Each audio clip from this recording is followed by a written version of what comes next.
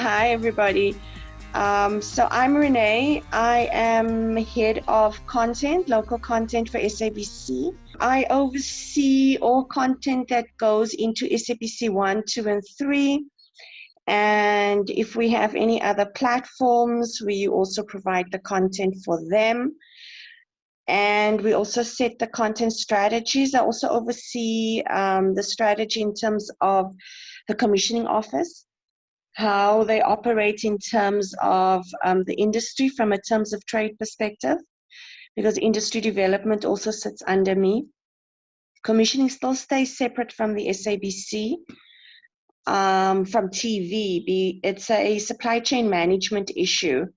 We can't be the referee and the player. So as much as we assist in terms of strategy, terms of trade, how we can make it easier for the industry to access the SABC, we still have to be compliant to other governance processes within the SABC. And yeah, so one of them that will probably come up very soon is national treasury requirements in terms of a whole range of legislation and regulations, which I'm not going to go into. They just a whole bunch of acronyms that could drive one insane. They do drive Michael, David.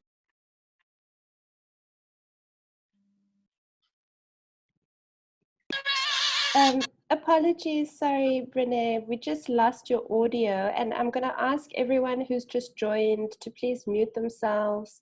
So we just missed the very last of what you had said. Would you just like to repeat that, Renee?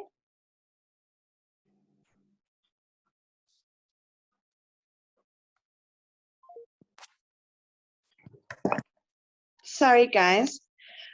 That was Renee. I'm just going to send her the link on WhatsApp, and she'll join from her cell phone. Yeah, so basically that's what, I'm not muted. Was I muted just now? Or did you guys hear me or just see me?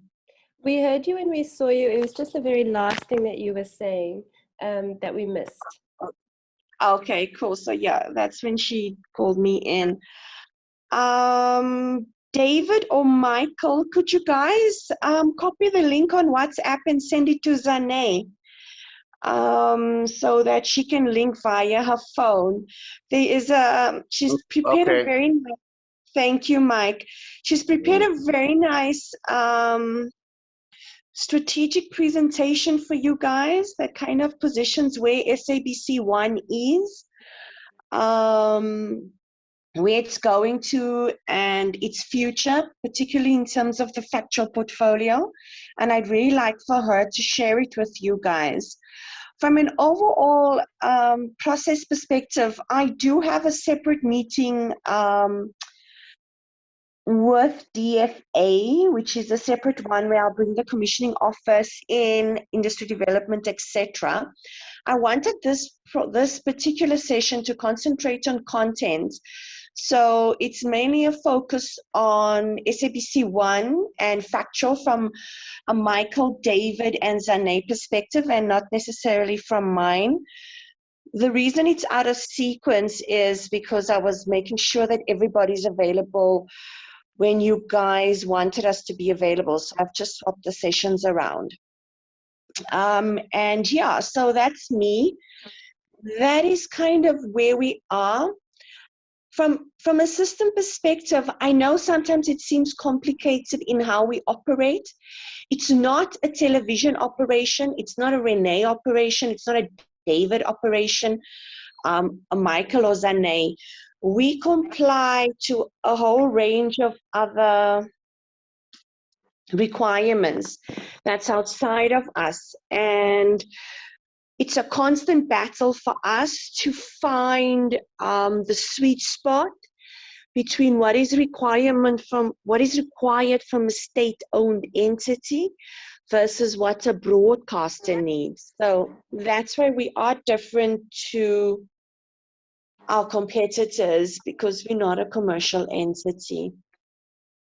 Currently, from a factual perspective, Anything that is to do with a production process sits with myself and Michael within content, now called local productions. Anything that has to do with licensing, so it's a completed product, it's done, somebody can view it and decide whether it fits within their strategy or their programming plan or their budget.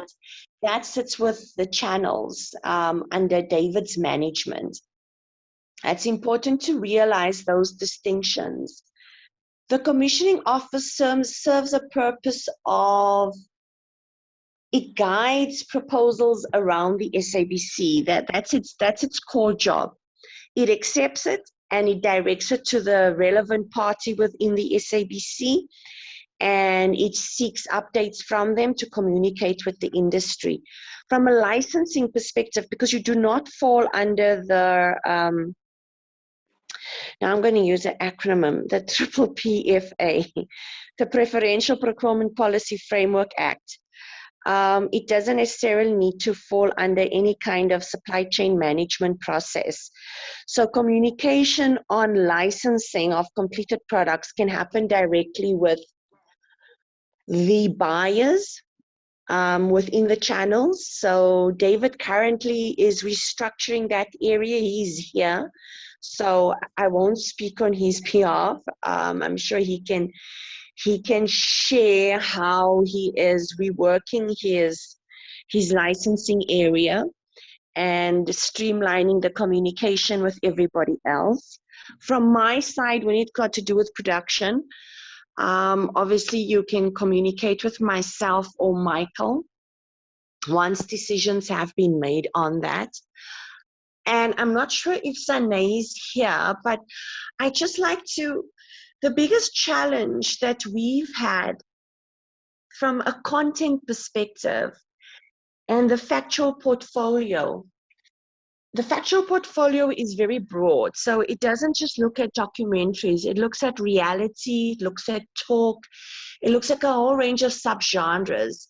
In terms of those subgenres, I think we've achieved quite progressively in where we are sitting in the creation of those subgenres, and still sticking to the fact that we are public service. We don't deliver on sensationalism just for the sake of it. And if there's a reason for it.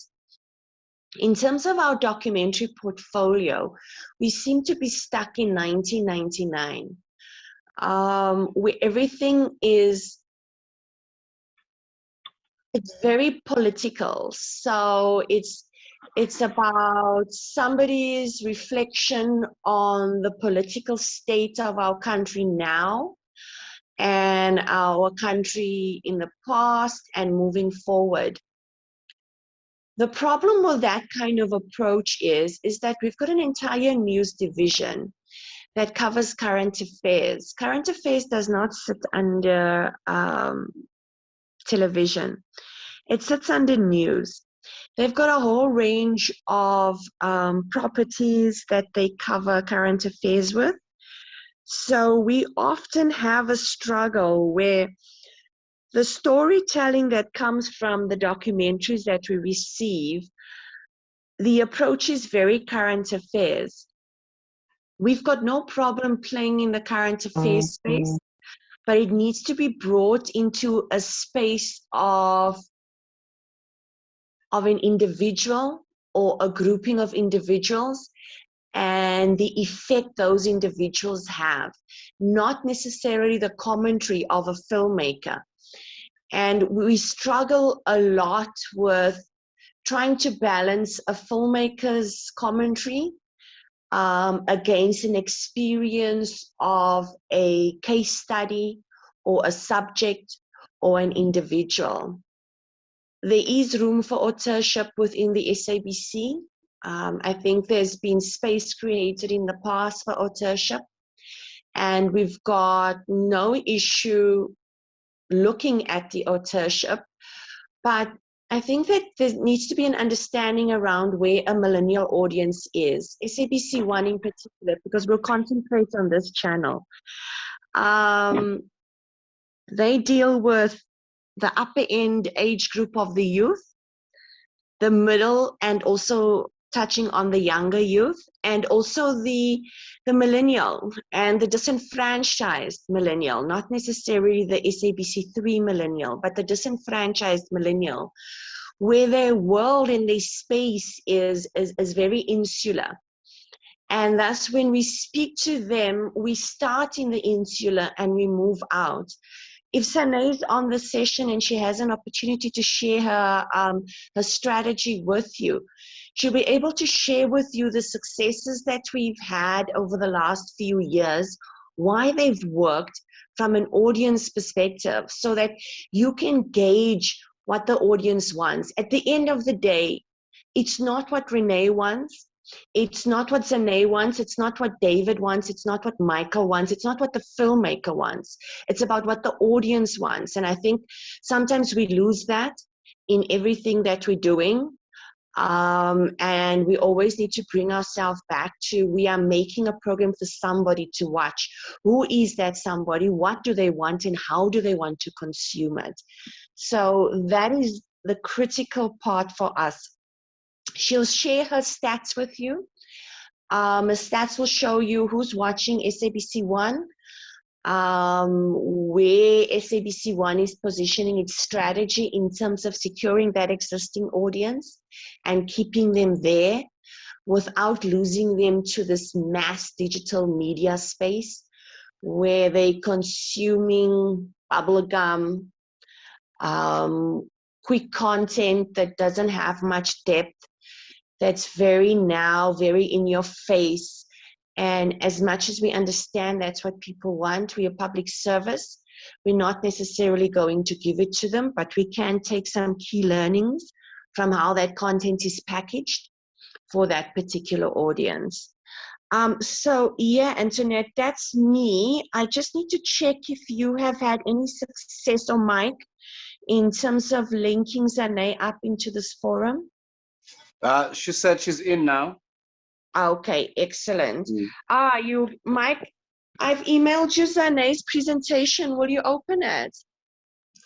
I'm doing it via my mobile, so I don't know if I can share. Only mobile. See, yeah, works my laptop is giving issues. Yes. So guys, yeah, we work exclusively with Microsoft Teams. We've got firewalls on majority of our laptops, and it kicks us out of many of these other connecting platforms. David, are you with us? Yes, I am. Are you on your? Oh, David is injured. He's actually on sick leave, in bed. Thank you for joining us, David. Are you able to project Sane's presentation? Let me try. The problem, I'm on my mobile as well, on the pad, because, and I don't have it. Maybe I. Okay, let me send it to you. Yeah, can I make a suggestion? David. You're welcome to send it to me, and I can share it if that's okay. Antoinette, okay, I'm going to send it to you as well, Antoinette. Thank you so much. Okay.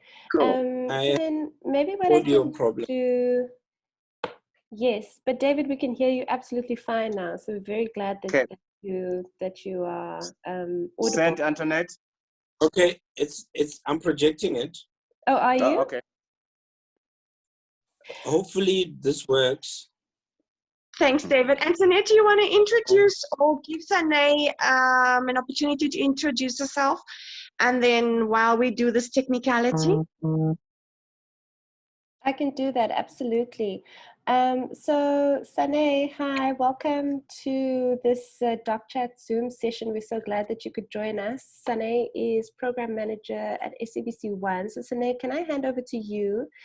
And then also, if I can just make a note that Merlin Naika has joined us, and maybe just before I allow for Sane to introduce herself, can I hand over to Merlin to say a very quick hello, because perhaps he may have to exit the meeting after this, and I wouldn't want to do an injustice to your introduction, Merlin, because I know that you've just joined the SABC and pretty much are at the helm of the SABC at the moment. So if I can hand over to you very quickly.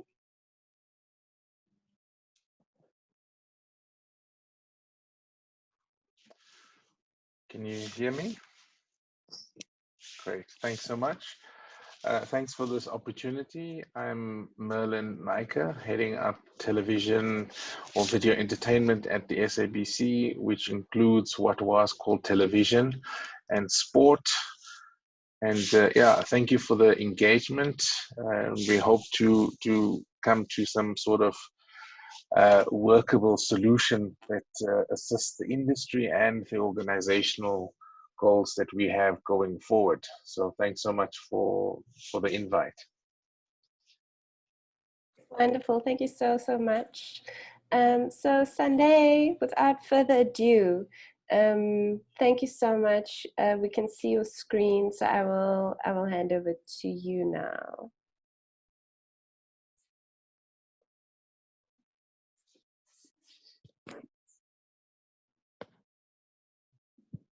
Oops, okay, there we go. There we see it. All right, thank you. Thanks, Can you David. can you see the presentation? Yes, I can. All right.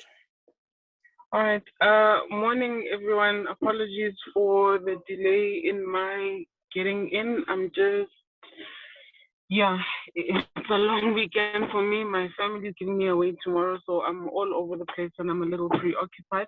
I am in the rural area, so if there is a bit of an issue with the network, please just excuse me for that. And so in terms of today's meeting, I think what I've just prepared is a general overview of our channel positioning and a psychographic kind of understanding of our audiences. And then obviously just a quick highlight of what role we see factual programming playing within our channel. If you can please move to the next slide, David.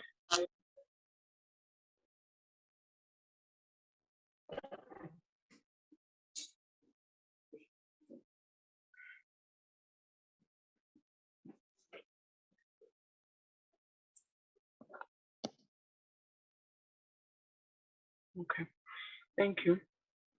So in terms of the brand blueprint for SABC1, our essence remains being proudly South African, rooted in our authentic kind of identities.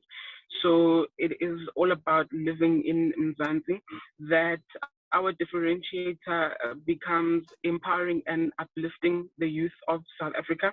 So it's important for our content to also be made with that intention and that objective. The reason to believe in SABC1 from a consumer point of view is obviously our local content offering, because that's what helps us connect with the heart of youthful South Africans. It needs to be authentic. And then we obviously still pride ourselves in the live entertainment offering and the event-based offer. But we need content that is accessible, local, like I've said, and very real in terms of issues and how it is that we perceive and project people on the screen. The values and the personality of SABC1 as a brand and as a channel, as I've said, we value being South African, very patriotic. It is youthfulness at its heart, authenticity, respect.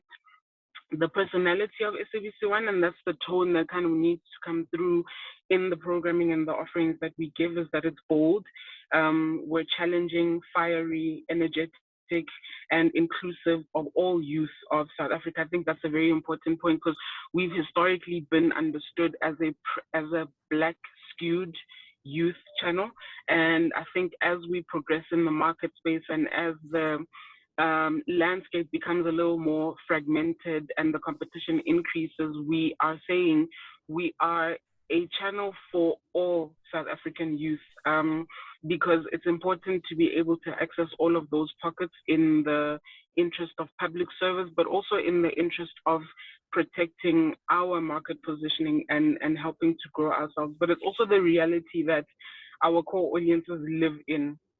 Depending on which pockets of South Africa you go to, you wouldn't necessarily across the board find youth who are just mixing and socializing and forming their friendships and relationships with just one race or one culture. It's a very blended reality and a social kind of space, and that's what we tried to mirror. That's what we need to represent moving forward as well.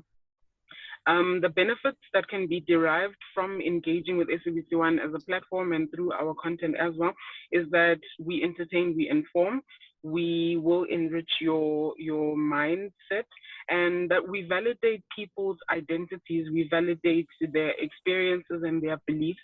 We offer inspiring content, and you will leave the platform or whatever show feeling enlightened. And our point of resonance is that your issues are our issues. That's a very key thing for us across all genres, but I think it always becomes a lot more pertinent in obviously the factual space. I think David's got a problem. I'm not able to see the presentation. Yeah, okay. Yeah, so I tell you what, I think David I'm not sure where he is or what might have happened, but what I will do is if you can just give me a moment and I'll pull it up and share my screen, Sane. So perhaps if you could just give me a moment.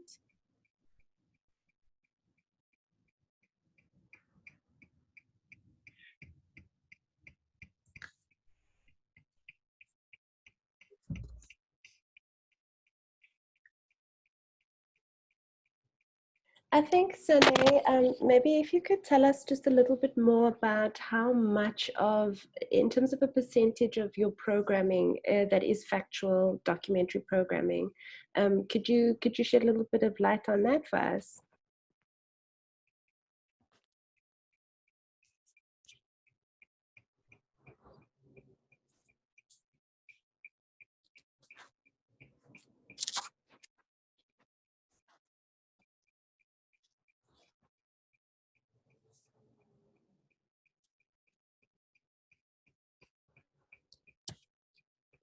Okay, so sorry, Sane, I think it was that David was kicked out for some reason. What I'm going to do is I'm going to share my screen now, and I've moved to the next slide. I hope you can see it. Yes. Are you able to see it? Okay.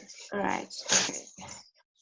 Great. I'm not going to speak to the slide in detail, but I think it's put here. I've tried to give as much information as possible because from our stance as SABC1, so factual programming is important. I think from our strategy in 2016, we had communicated at our summit and annual strategy session the intention to position factual programming as one of the key schedule drivers and the key competitive genres, because we'd come from a space where entertainment and drama were the genres that were driving the visibility, the competitive edge, and all of those things for the channel.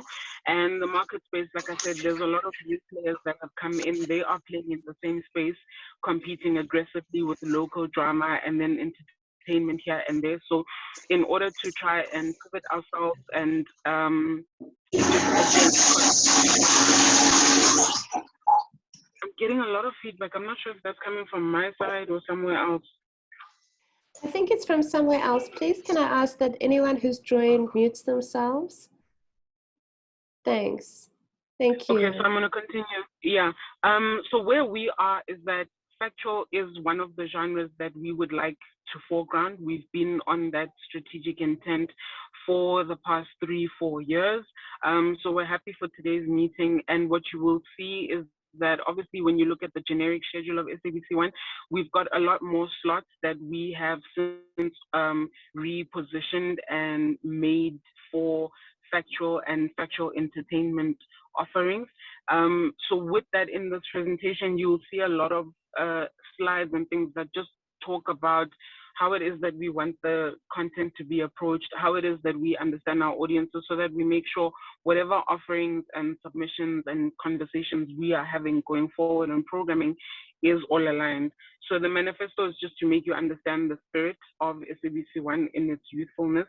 The slide that you will see now is just a reiteration of how we want to be seen as SABC1 and how we don't want to be seen, because there was quite a bit of a misunderstanding, unfortunately, where because you say you're a youth channel, I think people perceive that in a way that didn't necessarily go together with our values, but also wasn't aligned to the public service that we want to be giving. So it's just a reiteration. I think you will be able to see that and understand it in your own time.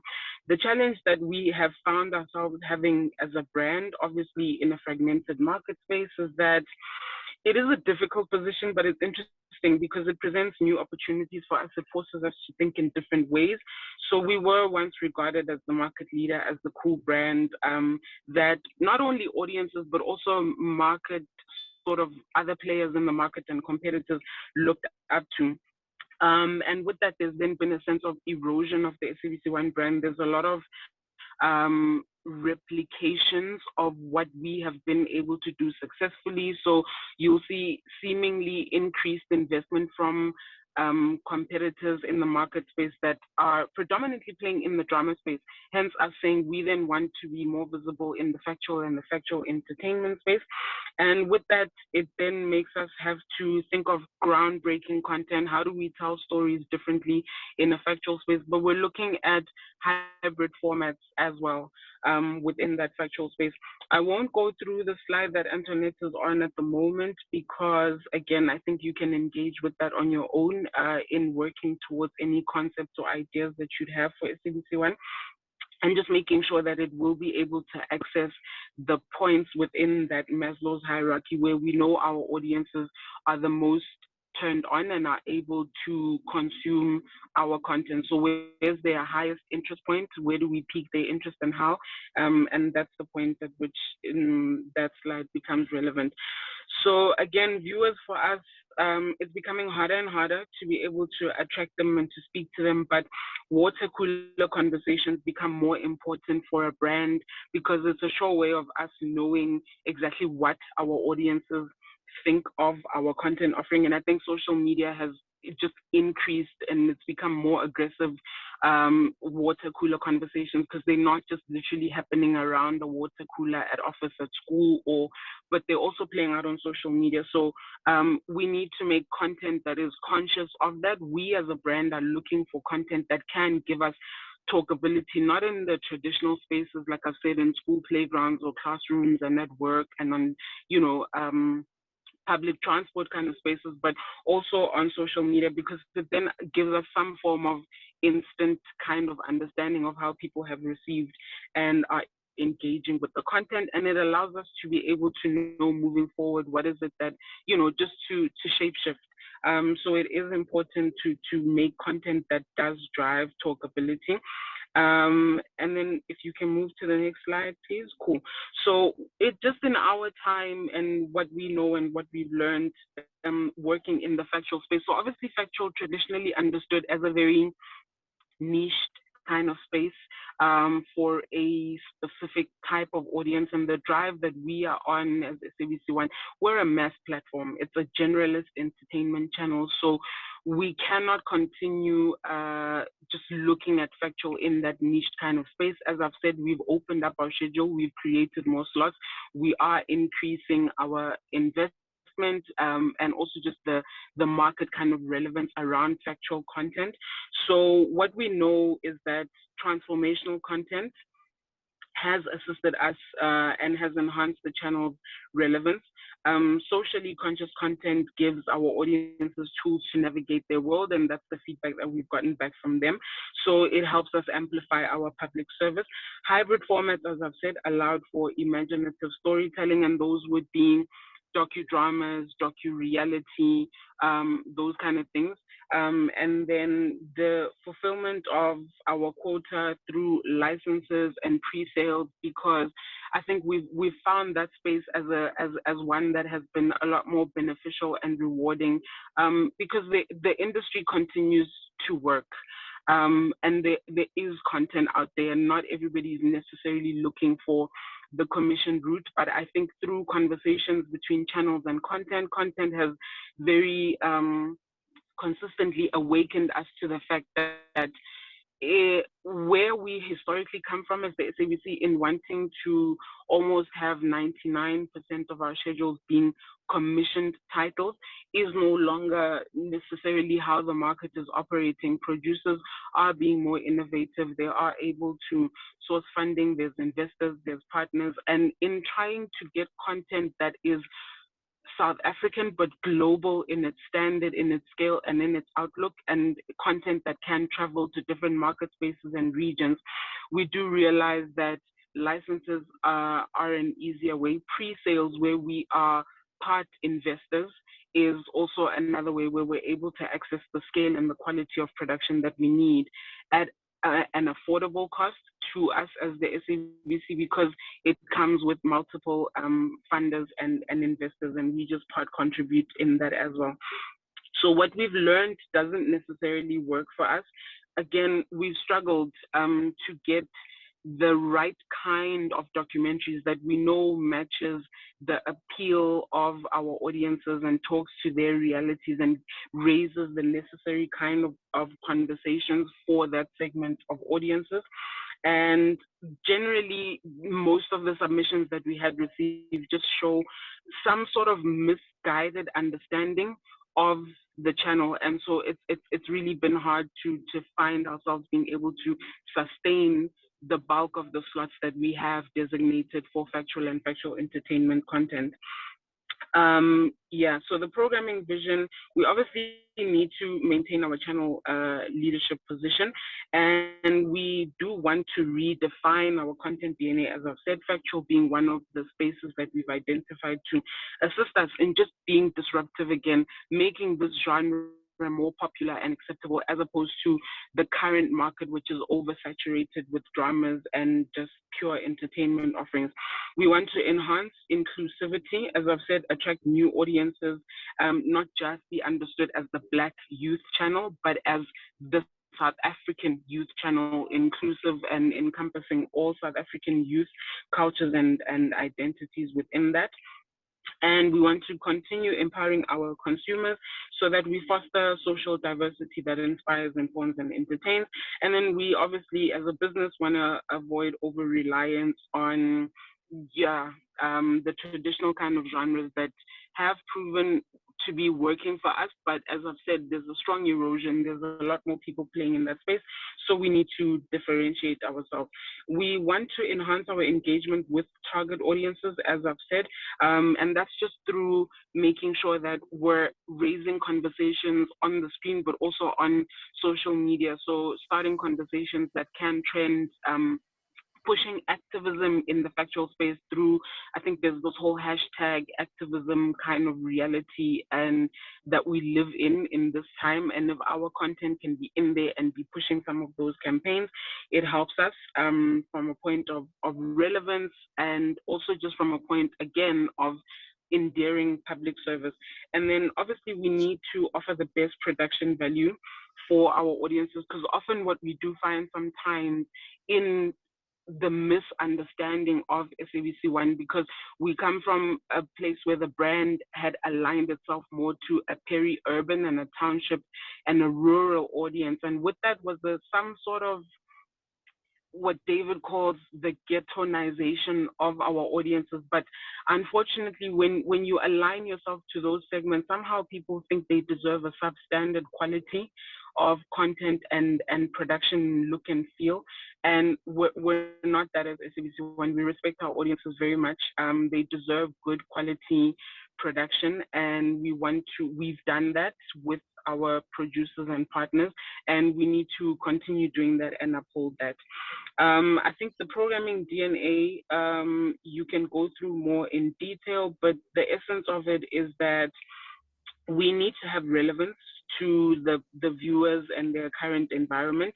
We obviously want to provide role models, and this is through the characters and the issues that we choose to profile and showcase to audiences.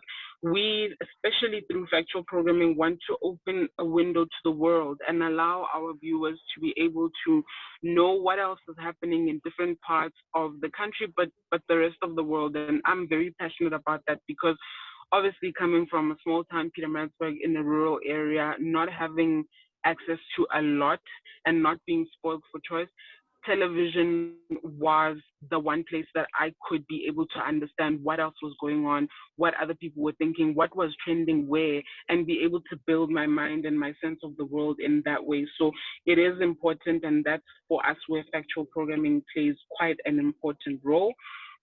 Again, we need to be appealing aesthetically, please, because that is the mindset of the audiences that we serve, the youth or the youthful kind of people. The aesthetics do matter at first. That's what they engage with. And secondary then becomes the content. If it is worthy, then they would stay and engage with the rest of the content. So we need to position youth as agents of change in the different shows and the programming that we offer. So it's important to foreground them as the protagonists, even as antagonists that can help us understand societal issues. There's a recent documentary strand that we had earlier this year, which was youth culture.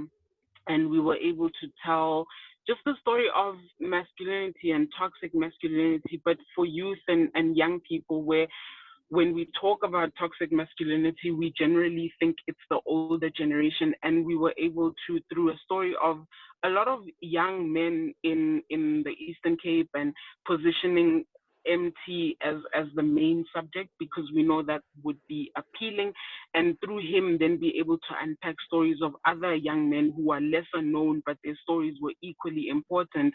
We were able to put young people as agents of change, because the conversation that those young men were having was heartbreaking, and to realize what they've gone through as young people trying to find and shape their identity as men is something that we all needed to be engaging with. But they came out heroes at the end of the day, because they recognized the road that they had traveled and what more still needed to be done.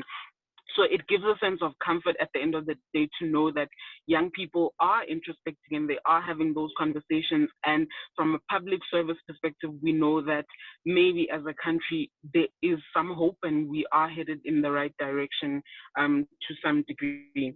And yeah, I think that would be the end of the presentation. I hope you will be able to all get a copy, and then you can go through it and understand it a bit more. If there are any thoughts or, I don't know, conversations that come to you after the fact when you've engaged more in depth with the presentation, you can email me. I will try to respond. But for now, I don't know if we can take any questions or comments or anything that you want me to clarify. Thank you so much, Sane. You know what I'm going to do? I think what I'd like to just do very quickly is thank you for that presentation. It's really useful for us to understand exactly SABC1's positioning and its kind of future plans to, you know, highlight youth as agents of change, right? And we all understand and can see that taking place at this very moment in Johannesburg and pretty much across the country with the Fees Must Fall movement being reignited. So we do understand that the role of the factual creators, such as those on the call, are very important to kind of document this time and everything that you know that is to come with living in a pandemic as well. So I just want to say thank you for that. It is really useful for us. So with that being said, before we go into the question and answer sessions, because I'm also aware of the time, we're 9 minutes from 11 a.m. And so I'm going to ask if everybody can stay on the call till about 11, since we did begin late. Can I just quickly hand over to David? David, if you could introduce yourself and your role at the SABC. I do understand you're head of platforms. Could you explain a little bit about what that actually means? And then please let us know, because I think key questions for us are, as you say, if licensing is a key area in which to bring in content to the channel. You know, as the DFA, we did put forward a host of completed films that we've sent to the SABC. I'm not sure if, David, you could answer that question, but I would love to just get a sense of if that's been received, what you thought of the content that you received, if you could give us a little bit more information about where that process is, because I'm sure many on the call have submitted their films for licensing and for consideration. If not, if you could just tell us how exactly licensing works. So who do we approach? What are the turnaround times? Do we receive acknowledgement of receipt once we send something through, and how we can make sure to put our content on your screens for consideration? So I just want to quickly hand over to David. Okay, thank you. I hope everyone can hear me. My connection is very poor. Okay, great. Yeah, so I'm head of platforms and that includes obviously other digital platforms as well that we are venturing into. But to zoom into SABC1, because that's the meeting, and I don't want to waste time because we have run out of time. So yes, licensing was initially under content, but for the past 2 years, it's been under platforms. And there has been a slight, confusion in terms of the processes, because I think a lot of the local submissions would ordinarily come in, as commissions almost, and follow that process.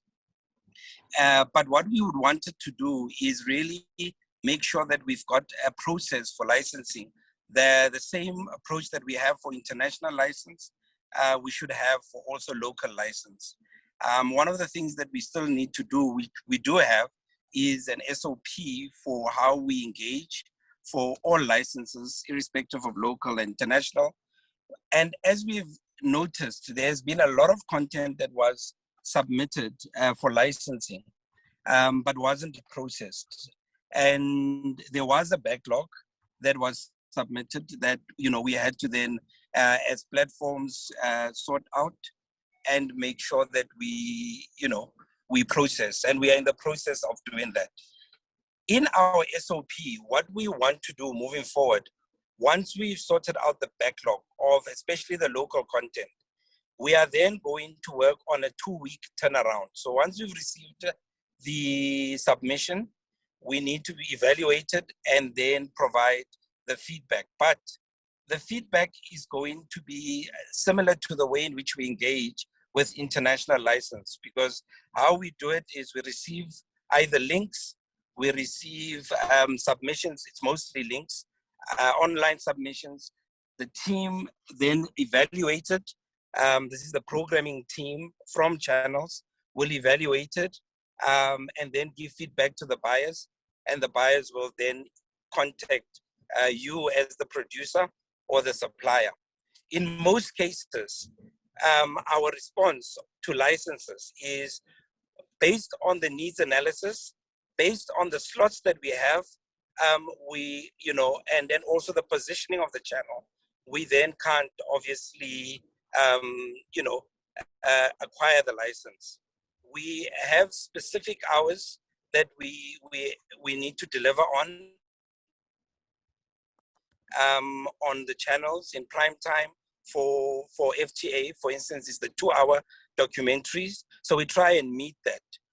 But as Sane said, in terms of factual and the offering, it's broader than just documentaries. So while we might have 2 hours of documentaries per week, or 4 hours in performance period, what we try and do is also cater for factual in other forms, docu-realities, for example, that are now being accommodated for on S1 at 6 o'clock.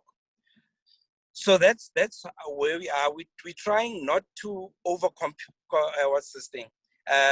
complicate the licensing period so that people wait for too long. Really, we would like it to go through. It comes through to the buyer or me. We then look at it. Obviously, if it's appropriate, we then sift those through, align it to the needs analysis based on the channel. The buyer will take it to the channel. The programming team will view and say yay, nay, come back, and the buyer will respond and send an email to the person who has submitted the license. So in short, that would be the process moving forward. All right, thank you so much. So I appreciate that, David, and I just want to recognize that we also have Blessed Katiyo in the room, who is also from the SABC. I'm not sure if you want to jump in, Blessed, to address the DFA members very quickly and just say a few words about your role at the SABC, and anything that's important for us to know about yourself and also about the SABC1. Sorry, I apologize. So I know some on the call have obviously dealt with the SABC for many years. I certainly haven't done the same. So I'm not sure if you can hear me, Blessed. Yeah, good morning. Thank you so much. Yeah, I've been following you, although I'm having problems with my network as well. My name is Blessed Katiyo, and I manage the commissioning office, especially local content. Like David said, at the moment, all content that's submitted, especially local, comes through our office, and then we distribute to the relevant channel or the content buyers. Yeah, then basically I manage the commissioning process from when we receive unsolicited proposals or requests for proposals until we do the shortlisting, as well as the pitching. We are also responsible for all the communication. So if there are any issues, say you submit something and you don't know where it is, we are the office that does the follow-up on behalf of producers. So basically that's what I do. Wonderful. Thank you. Thank you so much. Thank you very much. And I just very quickly want to check with the SABC representatives that are on the call, whether Pumzile Zonke, head of docCHAT is here, or Futhi Ngubane, the buyer of licensed content. Sorry, I'm just covering myself here because a lot of people have joined and may have joined under different names, or you know, we've got an iPad in the room, and I know that that's Engel, but I might not know who the others on the call may be. So I just want to ask that if anybody else from SABC1 is here who should just quickly address us. So Pumzile is not with us, Antoinette. SABC1 is represented by Sane and David. Excellent. Okay, wonderful. Thanks. So what I'm going to do is, I know we're pressed for time. I've got 2 or 3 questions in the chat. Please know that you can message me or everyone in the chat, and I will call out your questions. So we've got a question from Liani.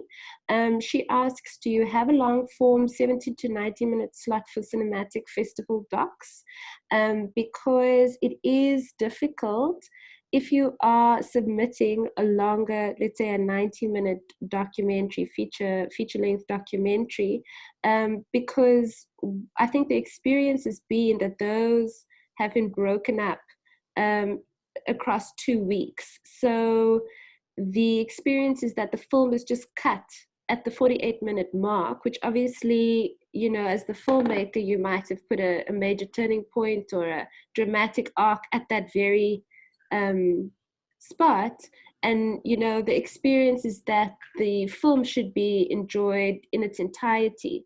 And it could be the reason why you may be receiving more current affairs pieces and fewer character-driven narrative films. So can I get an indication either from David or Sane as to whether a slot exists or whether plans to create a slot for the longer feature-length documentaries exist?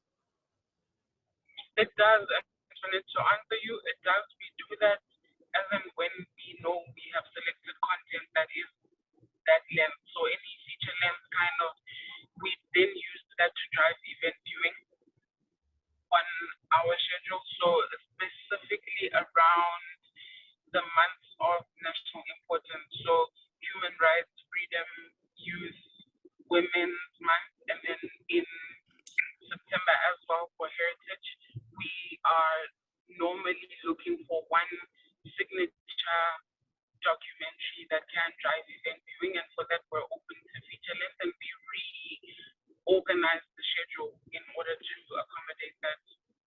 So it's not throughout the year. We, as I say, we use that to drive event viewing for significant periods for us. Thank you. All right, thanks so much for the clarity, Sane.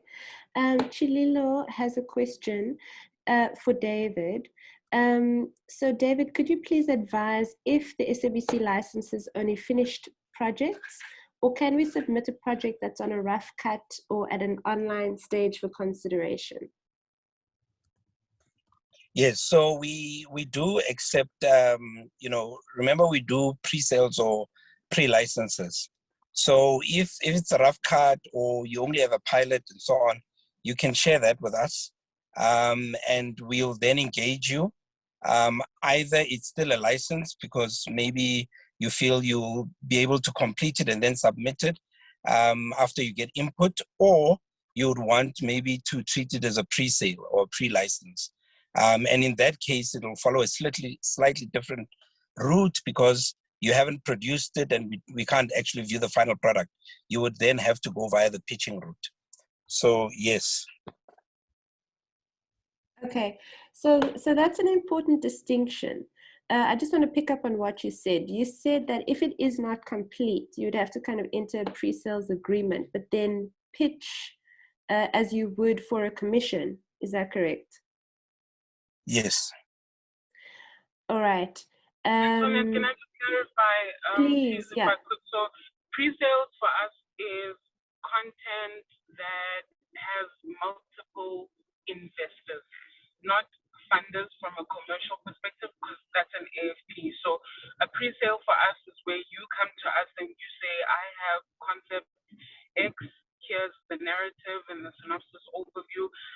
It will cost me this much in total. I've raised X amount already. Here's my shortfall. That's the amount that I need SABC to fund me on. So yes, it goes through a pitching process, as David is saying, and that pitching process is in two parts. It's one, obviously, to evaluate, to understand and evaluate your concept overview. And then the second part is for us to do the financial assessment and get the surety that what you are asking of us and what you have raised is actually adequate to complete the program, and that we're investing in something that we know will see through to the schedule.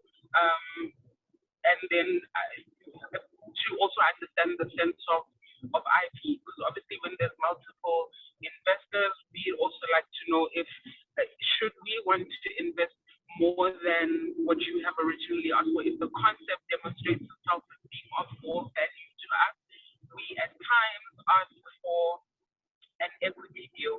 But in order to do that, we obviously need to know what's on the table already.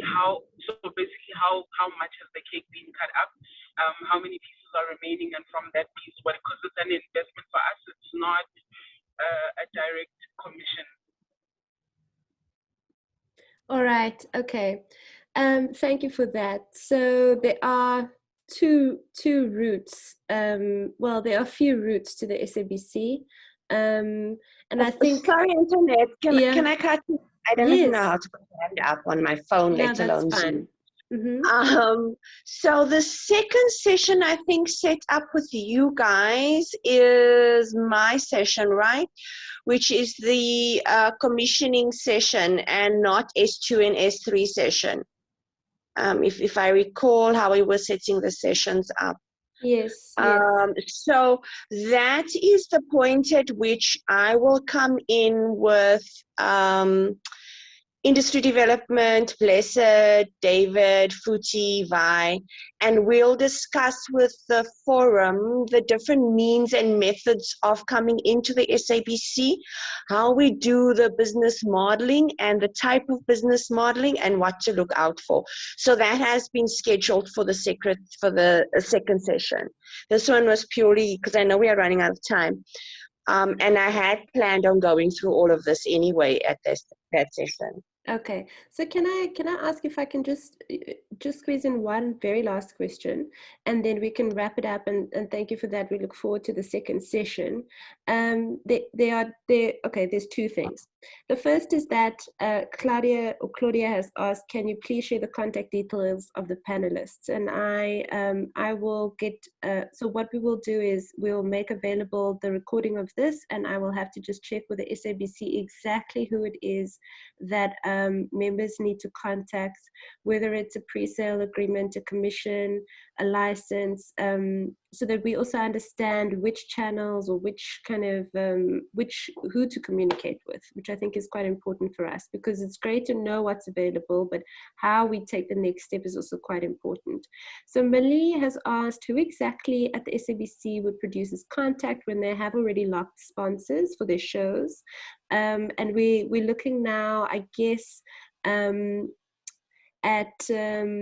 how the relationship is constituted when you've got a producer, a sponsor, and then the SABC. So I want to ask if we could very quickly go to that, and I'm not sure who could speak to that. We've looked at commissioning and licensing and the pre-sales, but can we talk a little bit about a co-funded agreement or co-production and how that is constituted for the SABC? Can I ask once again? Sorry, Riyadh. I'm just going to jump in. Sorry, Riyadh. So all of these is scheduled for the next session. About how we're going to. I'll send you guys the contact list before our meeting, which will tell you who to contact for what.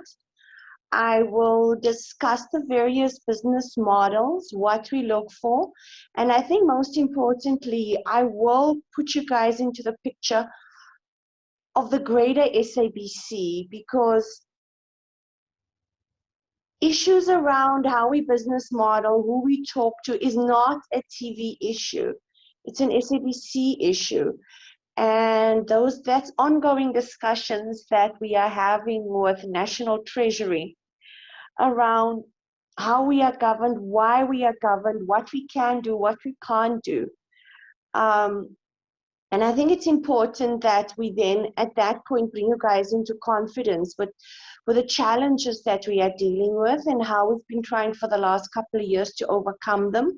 Some of the successes we've had and some of the ones that still remain a sticky point between ourselves and National Treasury. And I think it's an hour session, and I don't think we're not going to do it in this time now for us to go into the business aspects of this.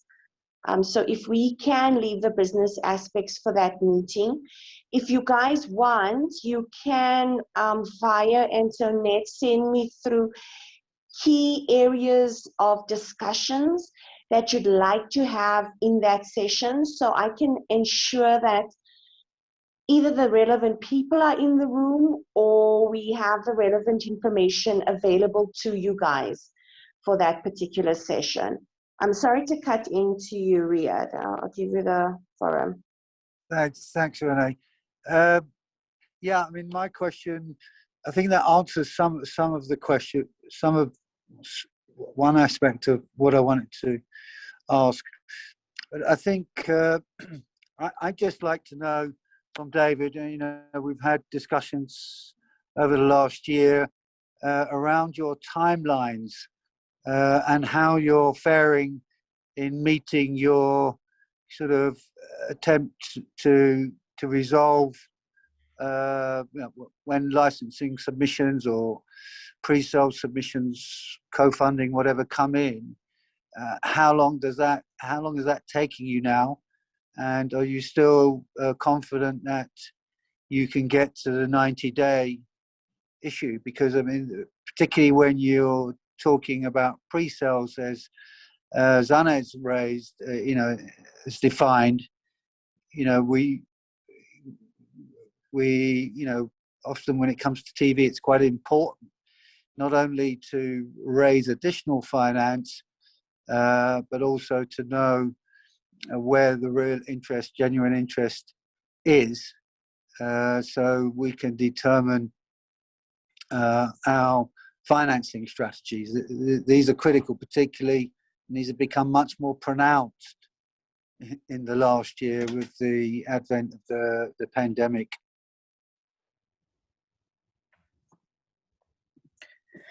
Yeah, thanks for that, Riyad. Let me just, I'll take you back with licenses.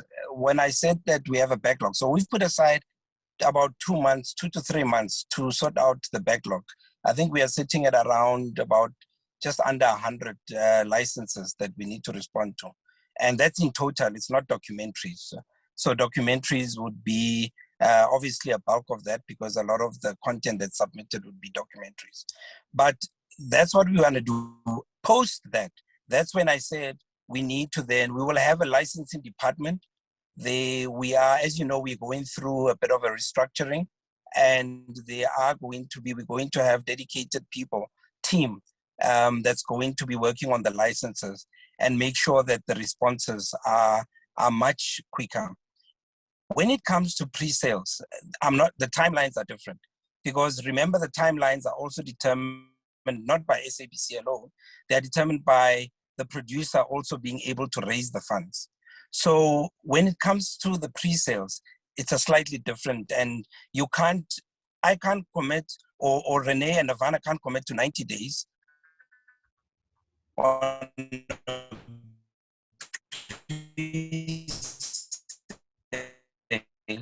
one of the things is the acknowledgement and also ban.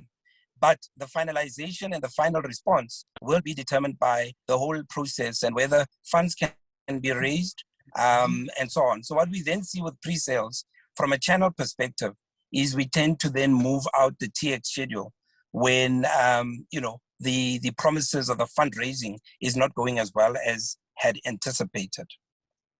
So it's tricky to put a stick in the ground for pre-sales and say this is what we can do from our side is say that the acknowledgement will come out as soon as it's received. But then a pitch should then happen, within a month. After that, the finalization of that pre-sale is determined by both parties, really. All right. Okay, so I'm going to take this opportunity just to wrap up and say thank you once again to everybody on the call from the SABC. Sane, all the best with your big weekend ahead. Renee, David, Michael, and Blessed, I have to say thanks again. It was really helpful to have you here. We will make available the slideshow as well as the recording of this session. And we really look forward to our next session, which is in 2 weeks' time at our regular time slot, which is from 3 to 4 p.m. on a Friday.